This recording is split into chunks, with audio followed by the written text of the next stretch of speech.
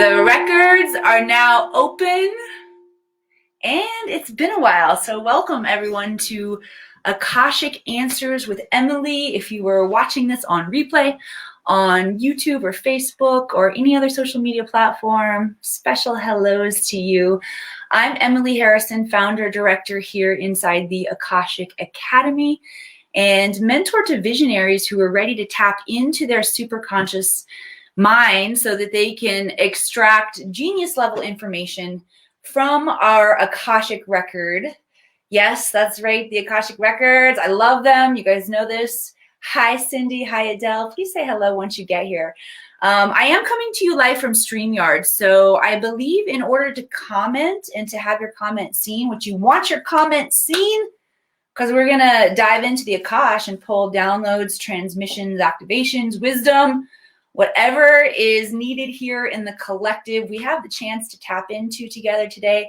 So I want to invite you to go ahead and start putting questions and comments in the chat box. Here's how it works. David Vega in the house. My friend, I'm going to up-level you to master level genius. And that gives me a great segue to just acknowledge every person who's coming into this space today, whether you're coming in live or you're coming in on the replay. Your higher self has brought you here for a reason. And I believe, because I know, and sometimes I don't like to use the word believe. I'll explain that. Make myself a note to go back to that, even though I said it in this moment. Let me just upgrade myself there. I know from experience that everyone who comes into my field is going to match my level of genius. And if you haven't been here very long, then let me just tell you, I am not afraid to claim my genius, and I don't want you to be afraid to claim yours either. This is what we're here to do on the planet, especially right now with this wave of consciousness that's coming through. We've got a resurgence of powerful wisdom. It's like a renaissance, an unlocking of spiritual wisdom. Teresa Warren in the house. I see you too, Kendall. Yeah, say hello to me once you get here.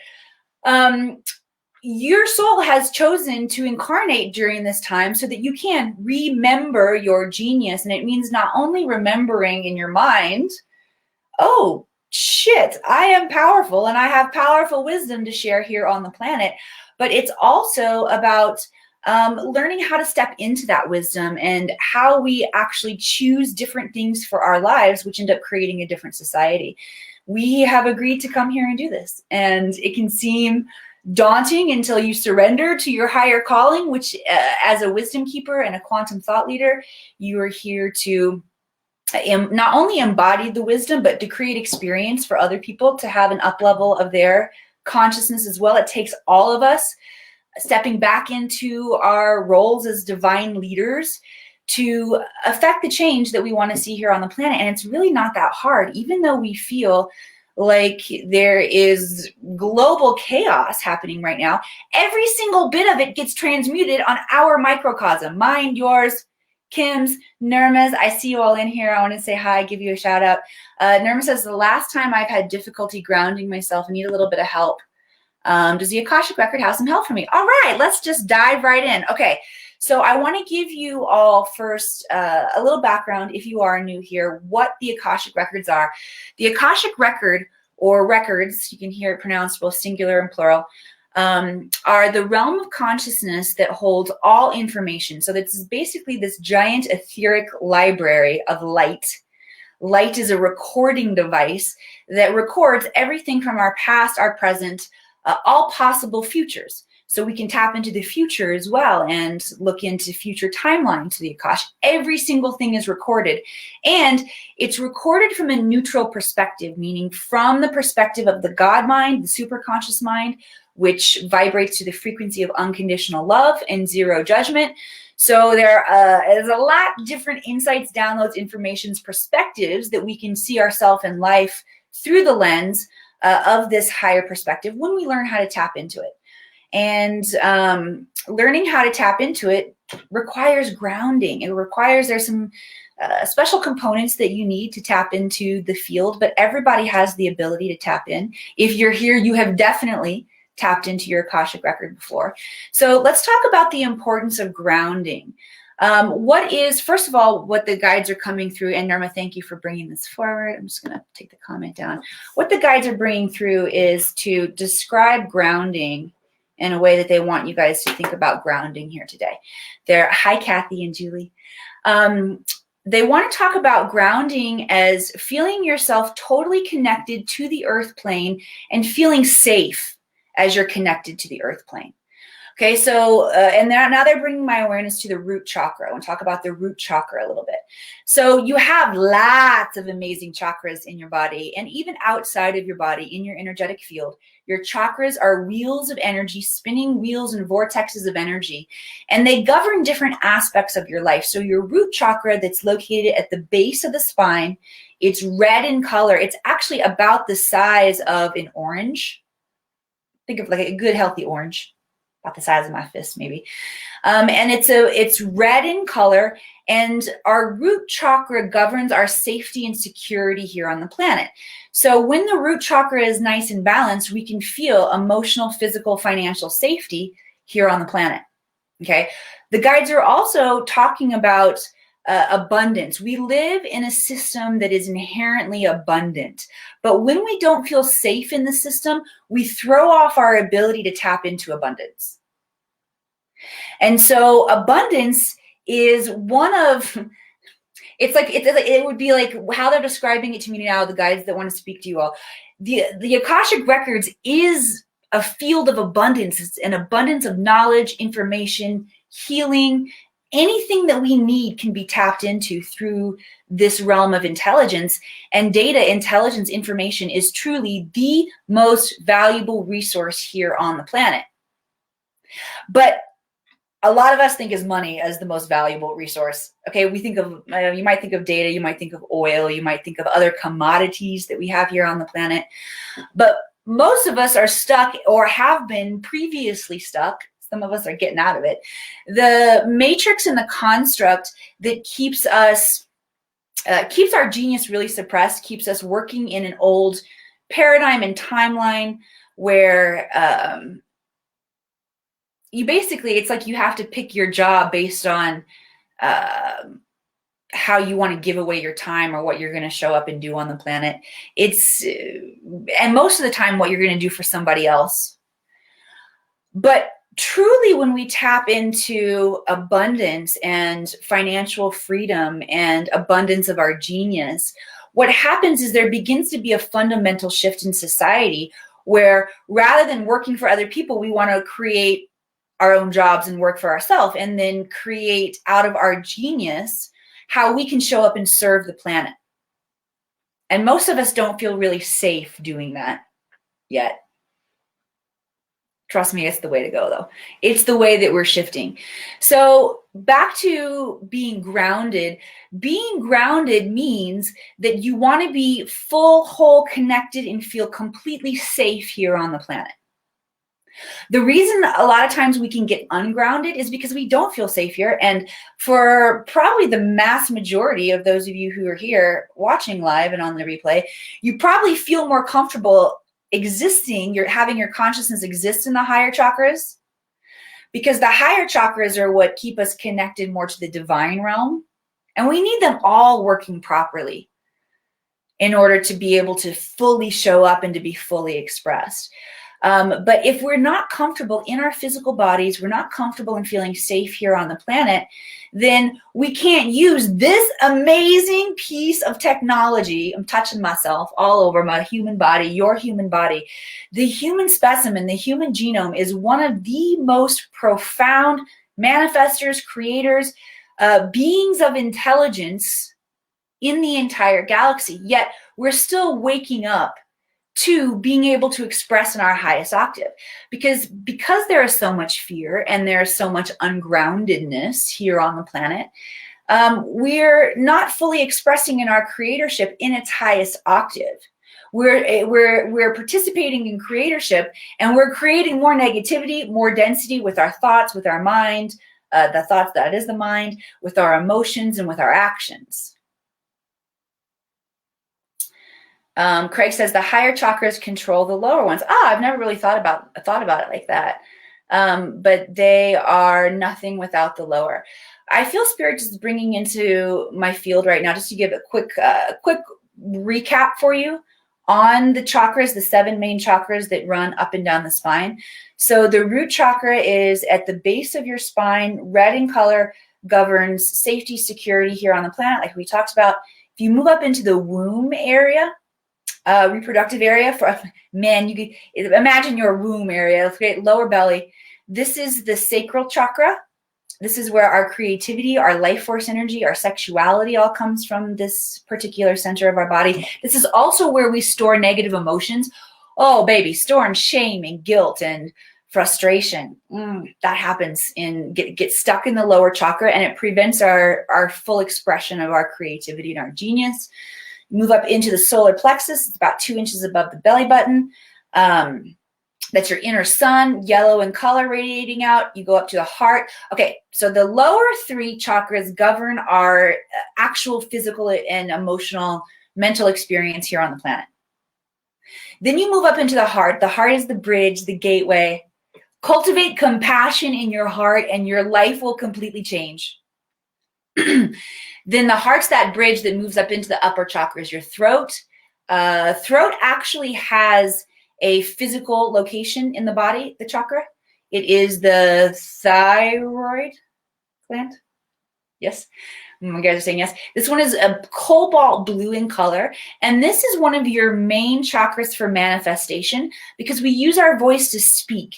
And what you speak out and what you put out into the planet is what will happen. Like whether you believe in the Big Bang or that God spoke the universe into existence, it's all through the use of sound. And when I'm teaching my visionary and quantum thought leader clients in the realm of the Akashic Records, we actually use the primordial sound of Om to tap in to become a frequency match to this space. Okay, so a little more about your throat chakra. Then you've got your third eye. This is actually a center that sends and receives signals. That's what your third eye is doing. This is where your psychic intuition is housed. Your psychic senses are your clairvoyance, clairaudience, clairsentience, claircognizance. Those are the 4 main ones. There's also clairgustance, which is clairtasty, we could call it. Have you ever gotten like a taste of metal or something in your mouth? That's your clair senses going off on you. And clair smelling, clair olfactory.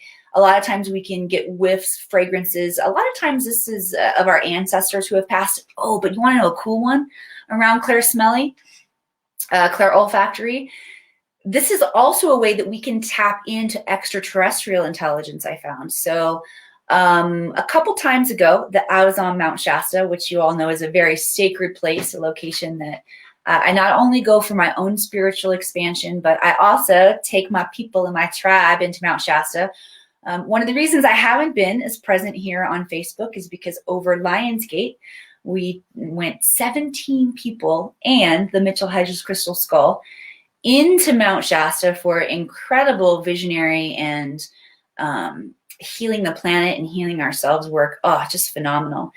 And been so many downloads coming in and brand new visionaries that have signed on to work with me over the course of the year to build out their vision. So I've been very busy traveling and expanding and up-leveling. But Shasta, a couple times ago when I was in Shasta, and I was by myself. I was actually camping on the mountain. I was going through a spiritual initiation where I like to stay in the bougie places as I'm drinking my iced coffee out of my wine glass this morning. Don't you drink your cold brew out of a beautiful wine glass, don't you? Okay, so I'm in Shasta. I'm camping by myself because I'm going through this spiritual initiation. Excuse me. And wanted to be as potently in the energies as possible. And so on the day of the solstice, the summer solstice of this past year, I had just completed the Melchizedek initiation and felt called to go to one of the higher points on the mountain up to Panther Meadows. And so as I'm coming back down, of course, my phone died. It's getting dark. I like to keep my phone on me just for my star tracker, because I like to check what stars are up in the sky. And there's this huge light. It looks bigger than Venus when Venus is super, super bright in the sky. And I think to myself, I notice pops into my awareness, oh, I wonder if that's a light ship. darn, my phone is dead. I can't check to see if it's a star. But it was so big and it seemed like it was in the atmosphere. You know how you can kind of get a feel? I mean, it's not super easy to get perspective like that up into the sky, but it kind of felt and looked like it was in the atmosphere. So I just kept looking at it, and yep, it's kind of tracking. It's moving along with me as I'm going down the mountain. Again, difficult to judge fairly perspective if it's really following me down the mountain or not, but I've got a hunch, right? And I'm tracking it. What I also noticed is a smell. And it was weird because the smell goes through my awareness. I'm like, that smell is so familiar. What is that? It was not the smell of the woods. It wasn't Sasquatch either. They've got their own unique smell as well. But it's this really familiar childhood smell, and I couldn't place it. Went away, then another whiff comes in. I'm like, there's that smell again. What is that? Couldn't place it. The third time it comes in, instantaneous, I'm like, oh, that's ozone. My mom had an ozone machine that like cleansed the air when I was a little kid, and it put out a certain smell. And I realized, oh, that's ozone. And after the experience, I was talking with Ruben Langdon, who is a brilliant filmmaker, independent filmmaker for Gaia TV. And I'm telling him this story, and he's like, Emily, ozone is a byproduct of the zero gravity technology. I'm like, well, all right, there you go. So your clair smelly can also lead you to higher levels of awareness. So pay attention. That one might be coming online for more of you, which is why I paused to tell that story. Okay, so those are your clairs. And then up here, about 12 inches above your head is your crown chakra. That has to do with your relationship to God. Okay, this is cool because it's bringing me right here to Joe's question. My attention is, always as I do this, by the way, everybody, I just ask Spirit to bring my attention and awareness to the questions that you guys are putting in that are going to bring through the most information and wisdom for the collective. So even if you didn't ask the question and you feel pings going off in your field, pings like, oh yeah, I'm getting that. That is the guide speaking to you. Okay, so Joe says, is there a particular chakra that deals with physical pain, such as the lower back, or am I off base? No, you're definitely on base. You're safe. Joe is safe on base. There are chakras that deal with specific pain points in the body, but here's the connection that I want to make for you. Every amount of pain or dis-ease can be just a manifestation of an uneasiness in the body or uncomfortability in the body, or fully manifested into physical disease. Whatever level of discomfort or pain or disease that you're feeling in the body comes from something in the emotion. It comes from the emotional field. And everything in the emotional field comes from the mental plane. Because we know from the 7 Hermetic principles that the very first principle of creation is mentalism. And every thought that we have is energy that moves through thought to emotion, where it gains strength, and then it gets transmuted out in vibration through our body. And that's what we create for ourselves in the field. So Joe, for yours, you might like instantly think that there's a connection with the lower chakras. And there could be. What I'm getting, and a place that I want to point everyone to look right now, is in your crown chakra, because your crown chakra deals with your relationship to God. And the guides are bringing my awareness back to something I was preaching on in the very, very beginning about understanding our unique genius and what powerful creators we are. We are made in the likeness and image of God, that energy that a lot of us refer to as God that we know from religion in our childhood. But this is the energy of unconditional love and ultimate creation. And so we are all being called to a higher level of creation of our lives. Unless you are living a life right now that you love every aspect of your life, then you haven't fully stepped into the power of your creatorship as a godlike being. I haven't. There's still areas of my life that I'm working on up-leveling. But oh my goodness, when it comes to 99.9% of what I've created, I am just in so much gratitude, so much awe. And in order to get to this place, it's taken a deep commitment to consciousness, to spirituality, to my continued growth. But many of you know my backstory. I grew up really immersed in the Southern Baptist Church. I was all up in Sunday school. My mom was a Sunday school teacher. I taught Vacation Bible School. I loved it. And there were aspects of traditional religion and Christianity and the Bible and how I was brought up in it and what I was brought up to believe and the bad sinner I was, the bad sinner, I didn't even fully get that out that I was. There were parts of that experience that just did not vibe with me. And so I had to reconcile that by learning to create my own relationship with the divine.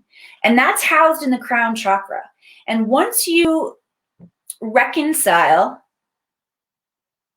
your comfortability, let's go back to that safety. They're bringing back the safety. We worked a lot in the crown and the root today. Whew.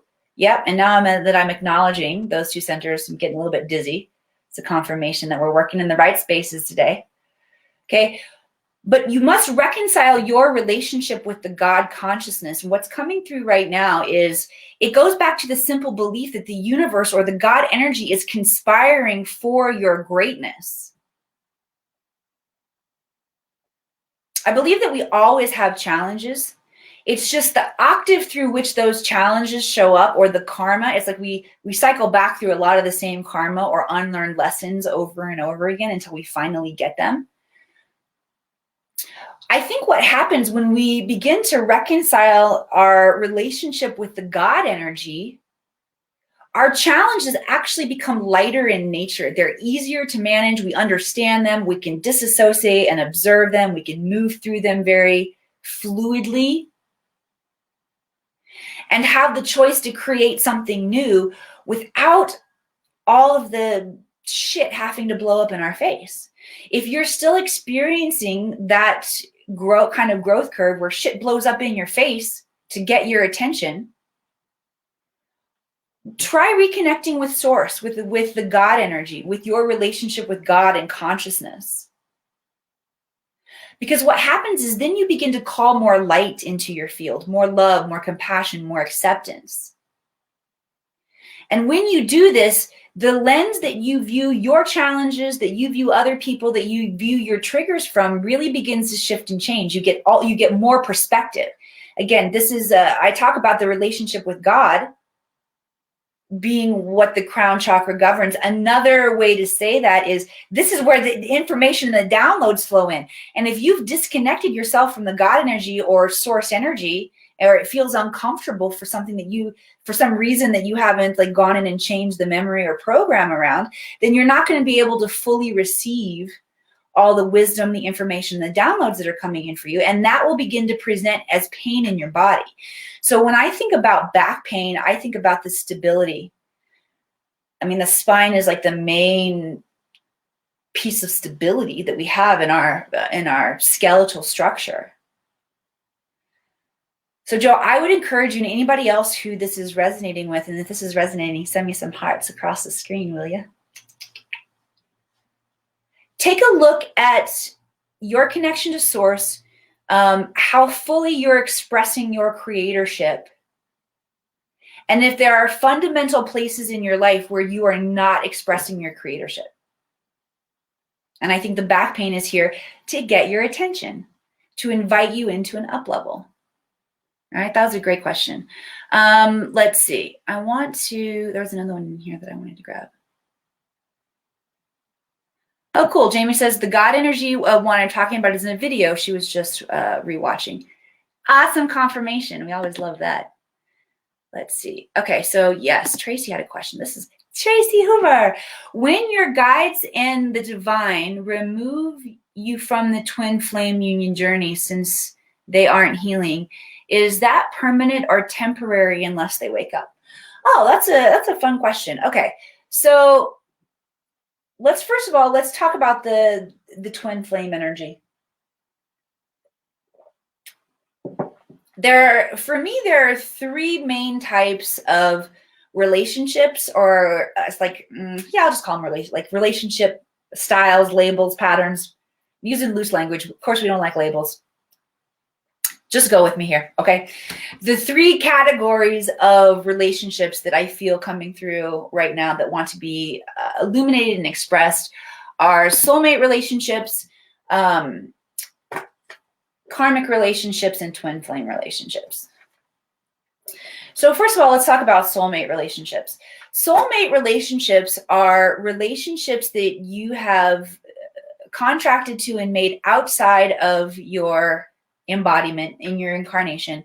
And there is an agreement between your soul and the other soul to up-level each other in some way. Sometimes it's through irritating and enemying with each other, and sometimes it's through higher, more divine expressions. Now, the more we raise our consciousness, the more all of these relationships, even the ones that are here to challenge us, can feel lighter and be expressed in higher frequencies. But soulmate relationships are powerful. A lot of times you feel like you know these people right when you first meet them or just in the beginning of meeting them. And I think the vast majority of people that you know in your life are soulmate relationships. And a lot of times we see that we've got family and deeply connected friends that incarnate with us, and we play different roles for each other. It's like we travel as a soul pack, as a soul family. So there are also those kind of contracts that we make to travel together. I use the terminology a lot in my container and those who travel with me and work with me. A tribe returns. Because I feel like we've all known each other and worked together in these higher levels of consciousness, in temples in ancient Egypt, all over the planet, off the planet. So there are soul packs that we travel with as well. Those are soulmate relationships. Karmic relationships are relationships where you've agreed with a particular soul to level the playing field on some or sometimes all of your karma. And we're seeing a lot of major karmic relationships, like where you're clearing all your karma together right now. And these are super intense relationships. I think the reason that we're seeing more of these right now is because from a perspective of planetary evolution, I should say conscious evolution over our planet, our asses are very behind, people. I gave you the glowing report on how amazing humans are, how amazing this technology is. And I'm going to tell it to you straight too. We're extremely behind when it comes to where we could be in terms of health, abundance, technology, advancement here on the planet. We actually have the technology to solve every single one of the world's major problems right now. And this wisdom is being suppressed. But the more each one of us wake up and we begin to create this level of abundance and connection and peace in our own microcosm and then our own villages, and then we expand it out, we're going to shift the planet. But one of the reasons that we're seeing these karmic relationships where it feels like, oh my gosh, I'm just like, it's one thing, it's one up level after another I'm being invited into, is because we're catching up. So if you find that you have those relationships in your life, let me invite you to not be so exhausted by them, but to really lean into those relationships and get all of the gifts that are there for you, because that's how we ascend to the next level. Is we exchange the anger and the frustration and the bitterness. We stop seeing it through that lens and we say, what is this teaching me? How is this inviting my superpower forward? And once we flip that switch, then we can begin to move very, very quickly through higher levels of consciousness where you can instantaneously create and instantaneously manifest. So the challenges that are coming up through your karmic relationships are just here to catch you up to speed in your greatness. Okay. And then we have the twin flame relationship.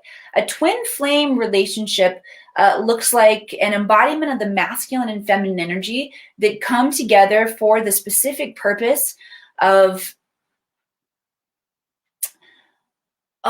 really high levels of planetary legacy shift and creating new paradigms.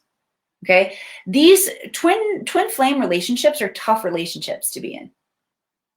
I talked about karmic relationships being tough. Twin flame relationships require even more, and they're so super intense that only souls who have gotten to a level of being, it's probably a stage between awake and enlightened. I think once we have full enlightenment, we achieve rainbow light body and we can ascend from this planet. But we are actually ascended masters coming back to be embodied masters. And the goal isn't necessarily to get off the planet to ascend right now, coming back to the grounding that we said in the very beginning. We need to return a civilization of humans who love being on the planet and could create their own existence that is one of abundance and healing and peace and love and joy for all. If we escape before we create that, then we don't fully learn the lesson.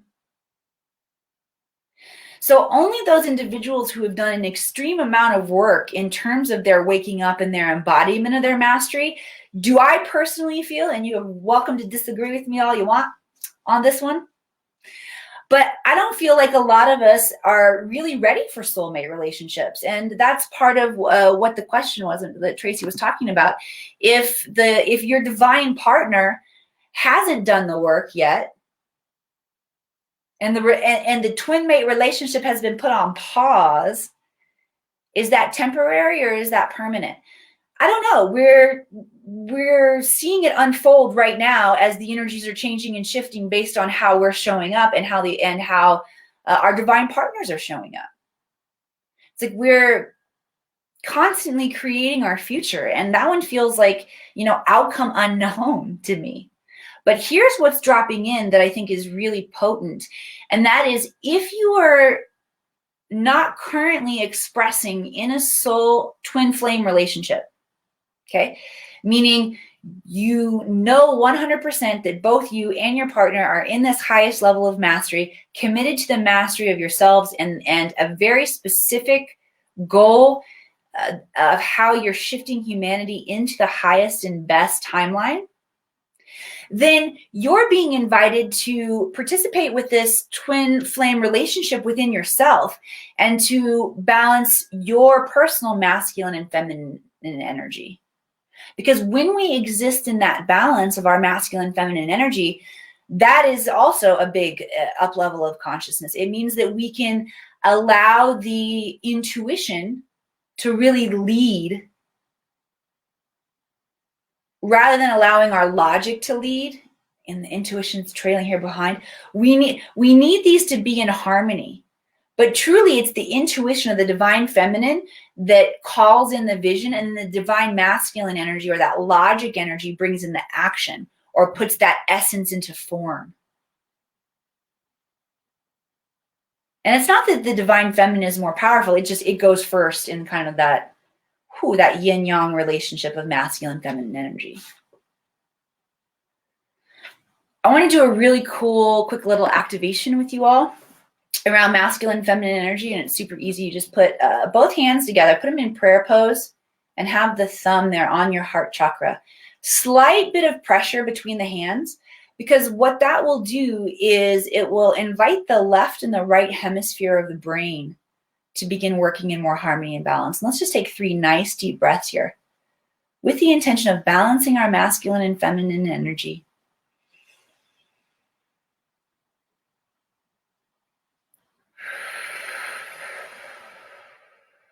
Oh yeah, you guys are going to get big downloads after this. I'll explain. Just breathe right now.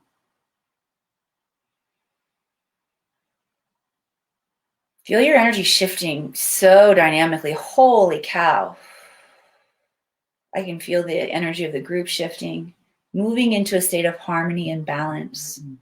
So good.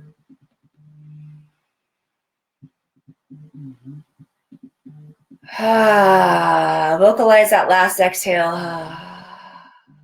Okay.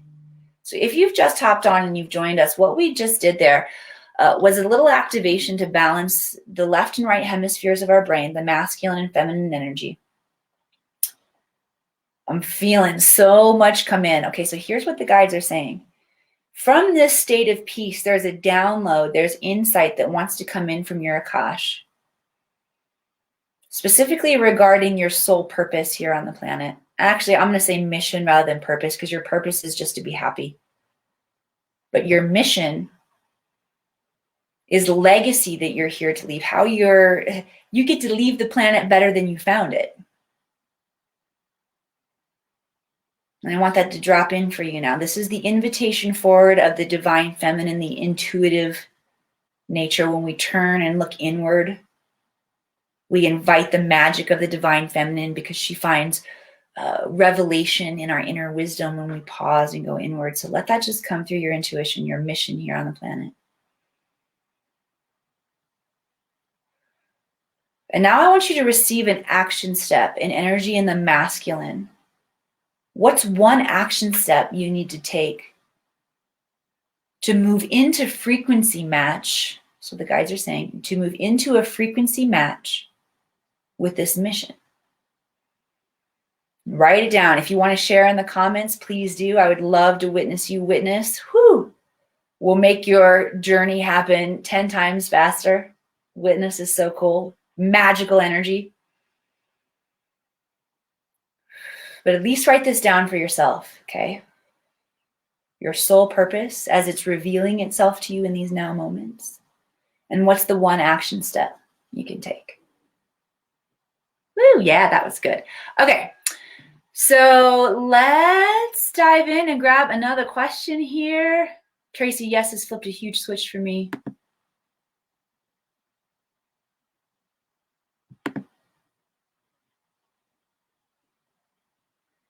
Let's see.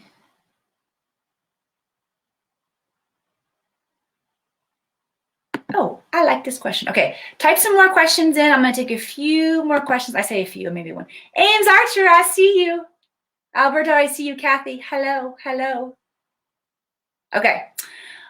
Do I think the grand solar flash will be this year? Glenn Turner. I love this question.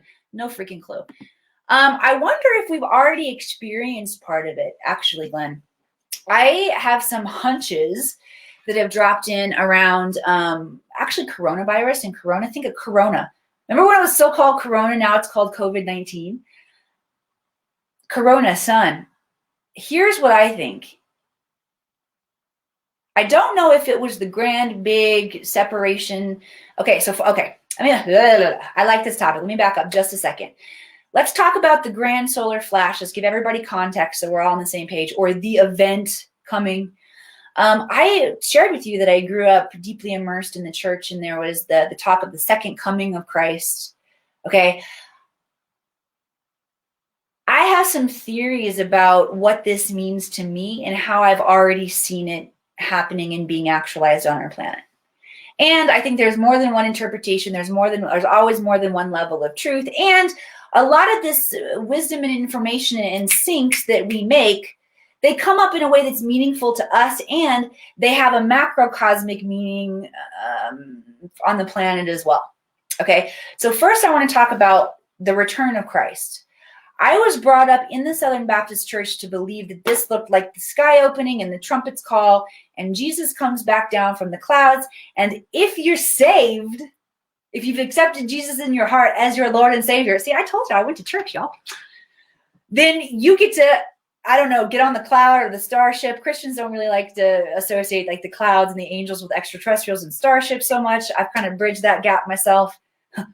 Again, reconciling that crown chakra energy. If you missed any part of this broadcast today, it's so cool how all the pieces are coming together. So make sure you go back and watch the replay so you get all of the juicy pieces.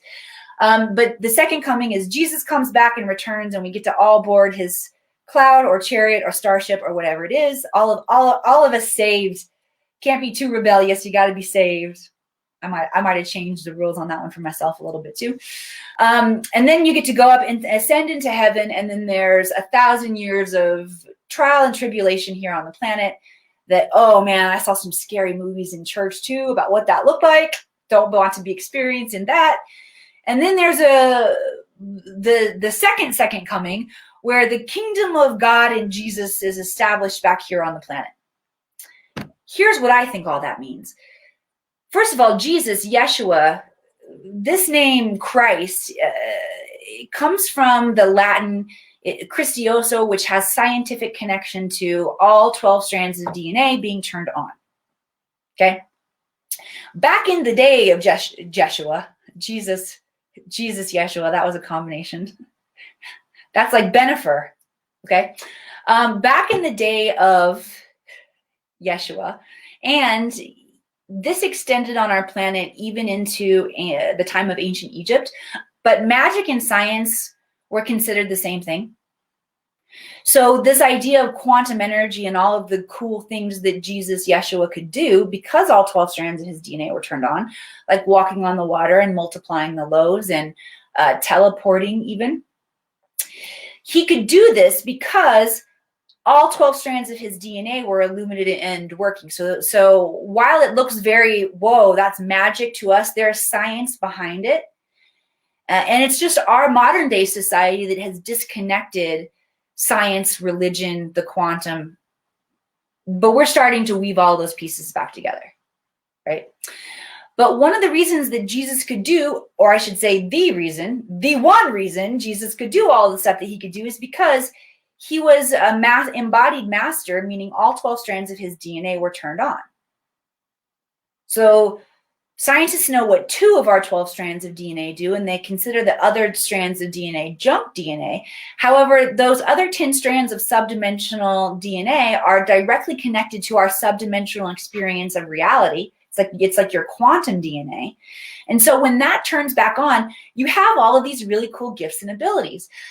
And if you haven't cultivated enough compassion that you are going to Girl Scouts honor, do good with all of your magic, then guess what? You don't get access to it anymore, because we've had too many cycles and revelations of,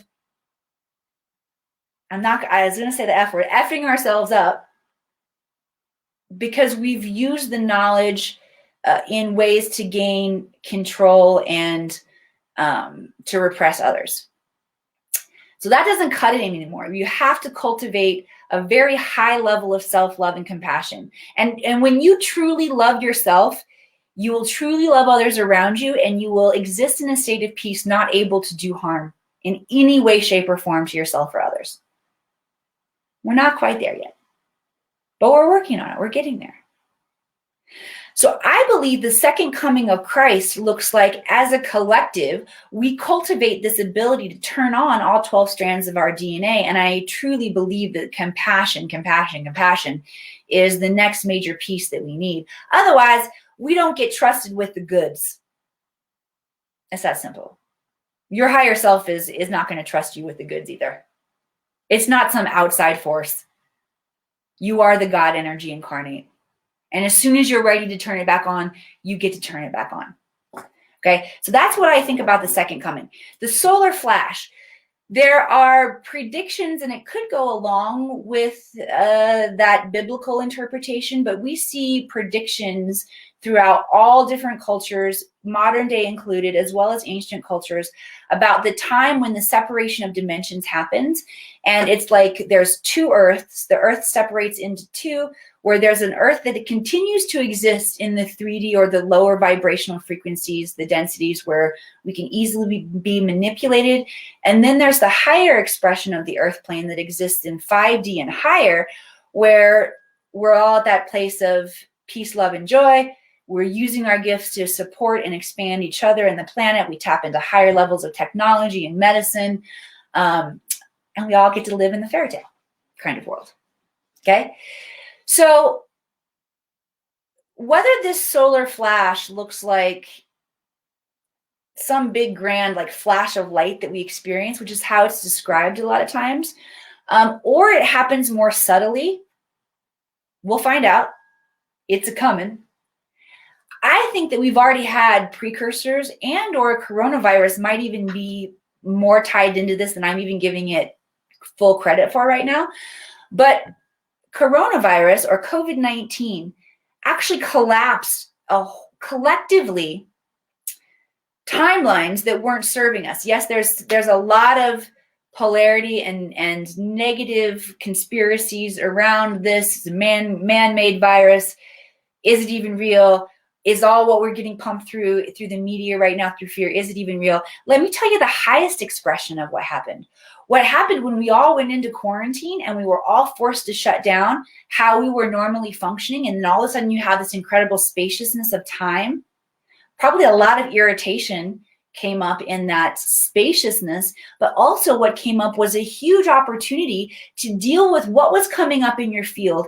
And you got a chance, whether you fully took it or not, you got the opportunity to choose how you wanted to show up in every moment.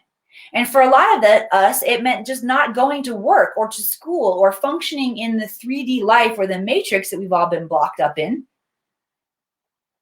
In the same way, we got the opportunity to have a bit of a reset, a huge reset if we wanted it. So that's what I think about Corona and COVID-19. I think it's part of just the part of what's creating this opportunity for us to choose and for us to collapse timelines that are no longer serving us.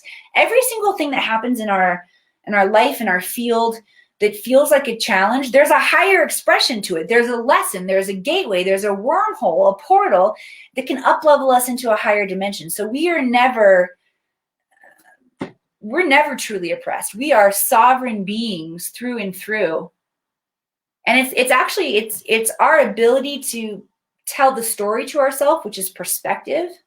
A lot of times it can feel irresponsible for us to make up another story that doesn't include how stressed out we should be about a situation. Please give yourself permission to start playing in opportunity rather than lack. I talked about this. It's an abundant universe, an abundant ecosystem that we're living in. You have an abundance of something. It might be lack. It might be an abundance of frustration. It might be an abundance of karmic relationships that feel like you're beating your head against the wall, but you have an abundance of something. We all do. Okay. Let's grab one more question. Melinda Lane says, can you see any of my comments? Only this one. I only see this one. Karen says, cool necklace. Thank you, Karen. This is a gift from KLT right there. Mwah. I love you, by the way. Let's see. Michael says, do you think we will get together and stand up against the Cabul? I love this question too. I think that what you see on the macrocosm of the Cabul or the Illuminati, find it on your microcosm. Find where your biggest oppressor, liar to yourself is, the biggest, your own shadow, and then begin to have compassion for that shadow. I have a really cool story that I want to tell you, and it's not really my story, and it's kind of a private story. So I'm gonna use names to protect the powerful. Let me see, how should I tell you this story? Okay. One of my very, very dear friends and energy healers, guides, light workers, a lot of you know this person and have been on Mount Shasta with this person before. So if you know that person, then you know who I'm talking about. Man, powerful. Oh, just powerful. Here, I'm telling you. One of my favorite people on the planet. Had a client who came from one of these bad legacy families. And this client had been overcome with grief and sadness because he understood that he was carrying the DNA and the energy within his cellular structure of part of what has really done a lot of damage here to the planet. And the healing came in a moment when my dear visionary quantum healer friend started calling in compassionate self-forgiveness, healing this man and his DNA from the inside by inviting him to receive the healing, the restoration, the compassion, so that could then flood forward and backward through those genetic lines. Now, that's the cool thing about our energy and our healing, is that because we're humans and we experience time basically moving forward in a linear fashion, we kind of think everything works that way, but it doesn't, people. When you experience a healing, it happens forward and backward through time and through the DNA. So everyone connected to you in your DNA also receives this amount of upgrade. So the standoff against the Cabul and the Illuminati is, yes, it's going to happen, but it's going to happen in a completely different way, because we have this envision in our mind of war and what war looks like and how we show up to have these standoffs. The standoff happens within yourself, and then it spreads and ripples forward and backward through time. And we're all connected through consciousness and through our DNA at some point. So the way to take down the Cabul and the Illuminati and any amount of suppression is to find where you are suppressing yourself and stop standing for it. But don't be, but in a peaceful warrior kind of way, you got to love and understand and have compassion for why you were stuck in that old frequency. Because it's really all comes down to self-preservation. Whether we are self-preserving on a macro scale that feels like, oh, you are an asshole leader who is lying and cheating and stealing. But what is at the root of it? For your own personal safety and power and influence, because there's fear. Go back to the very first thing we talked about grounding and the importance of feeling safe here on this planet. And when you learn to create all of these mechanics within yourself, the world around you will shift and change. It's easier than we think. This has been such a fun, powerful day. I just looked at the time. I'm like, oh, I had a client. So it's time for me to wrap up here with you all. If this has been powerful for you, please leave for me in the comments so I can just go back and see really what's dropping in. And I know that I don't see all of the comments coming up right now. So share with me, what was your biggest aha moment from today? And what are you committed to do to take two on that one? How are you committed to being different as you go forward in your life after what dropped in for you today? Okay, this is how we change the planet, is we have these times of introspection together, and then we make a commitment or a decision on how we're going to show up differently, how we're going to show up more expressed, more compassionate to ourselves, where we're going to commit to up-leveling our gifts and abilities, our quantum gifts and abilities.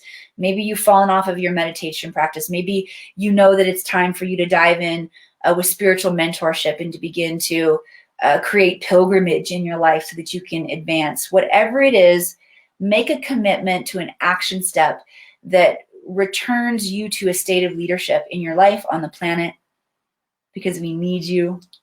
I love you all. Thank you for joining me here today. If this has served you, please share this out in some form or fashion. And I love you all, and I'll see you back here again.